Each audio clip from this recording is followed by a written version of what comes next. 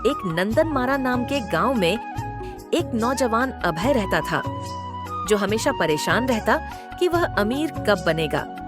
वह मेहनत तो करता था, लेकिन उसे लगता था कि शायद किस्मत उसका साथ नहीं दे रही। एक दिन उसे खबर मिली कि पास के गांव में एक बाबाजी आए हैं जो लोगों के हर सवाल का जवाब देते हैं। यह सुनकर उसके मन में उत्सुकता जागी और उसने फैसला किया कि वह उनसे मिलने जरूर जाएगा।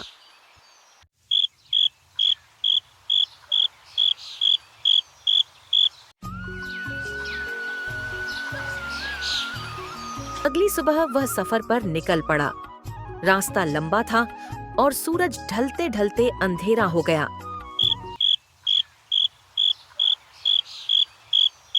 उसे आगे एक किसान का घर दिखा तो वह वहां रुकने का निवेदन करने लगा। किसान ने उसे स्नेहपूर्वक अपने घर ठहरने की अनुमति दी और खाने पीने का प्रबंध भी किया। रात के खाने के दौरान किसान ने उससे उसकी यात्रा का कारण पूछा। जब नौजवान ने बाबा जी के बारे में बताया तो किसान को भी एक प्रश्न याद आया कि मेरी बेटी शादी के योग्य हो चुकी है, लेकिन वह बोल नहीं सकती। क्या तुम बाबा जी से पूछ सकते हो कि वह कब बोलना शुरू करेगी? उसने नौजवान से विनती की। नौजवान ने किसान को भरोसा दिया कि वह जरूर यह सवाल पूछेगा। अगली सुबह वह अपनी यात्रा फिर से शुरू कर चुका था। कुछ ही दूर चलने के बाद उसने एक बूढ़े आदमी को देखा, जिसके पास एक जादुई छड़ी थी। वह काफी कमजोर दिख रहा था, लेकिन उसकी आंखों में अजीब सी चमक थी। बूढ़े ने जब बाबा जी के बारे में सुना तो उसने भी नौजवान से एक सवाल के लिए अनुरोध किया। बेटा, मैं इस जादुई छड़ी के सहारे ही जीवित हूँ, लेकिन मैं जानना चाहता हूँ कि मुझे स्वर्ग कब मिलेगा। क्या तुम मेरे लिए बाबा जी से यह सवाल पूछ सकते हो? नौजवान ने हाँ में सिर हिलाया और आगे बढ़ गया। थोड़ी दूर जाने के बाद उसने एक पुराने पेड़ के पास एक बड़ा कछुआ देखा। जब नौजवान ने उसे अपनी यात्रा के बारे में बताया तो कछुआ भी उत्साहित हो गया और बोला, मैं वर्षों से इस जंगल में हूँ और मेरा सपना है कि मैं एक दिन ड्रैगन बनूं। लेकिन यह कैसे होगा? क्या तुम बाबा जी से यह सवाल पूछ सकते हो? नौजवान ने उसकी भी बात मान ली और अपनी यात्रा जारी रखी। लंबा सफर तय करने के बाद वह आखिरकार बाबा जी के पास पहुंचा।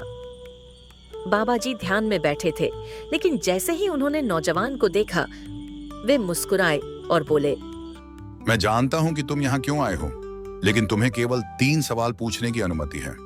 अच्छे से सोच लो, तुम्हें कौन से सवाल पूछने हैं। नौजवान अपने अमीर बनने के सवाल को भूल गया।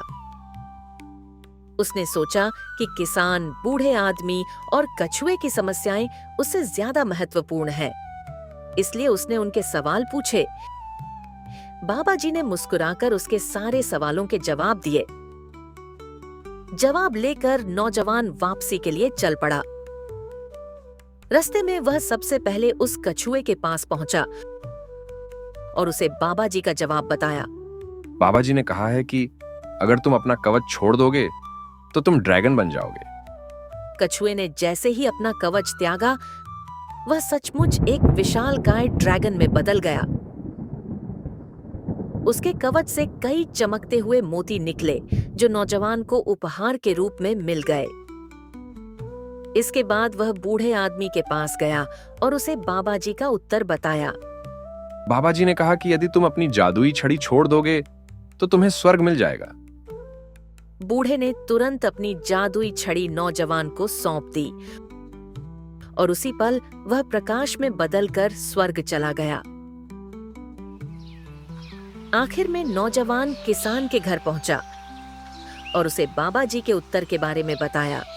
बाबा जी ने कहा था कि तुम्हारी बेटी तभी बोल पाएगी जब उसकी शादी एक अच्छे व्यक्ति से होगी। किसान बहुत खुश हुआ और अपनी बेटी का विवाह उसी नौजवान से करवा दिया। विवाह की रस्म पूरी होते ही लड़की ने पहली बार बोलना शुरू कर दिया। देखा पिताजी, अब मैं बोल सकती हूँ।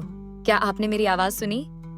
और ये सब कुछ आपकी वजह से मुमकिन हो पाया है। अब नौजवान के पास मोती थे, जादुई छड़ी थी और सबसे बड़ी बात, उसे एक प्यार करने वाली जीवन संगिनी भी मिल गई थी।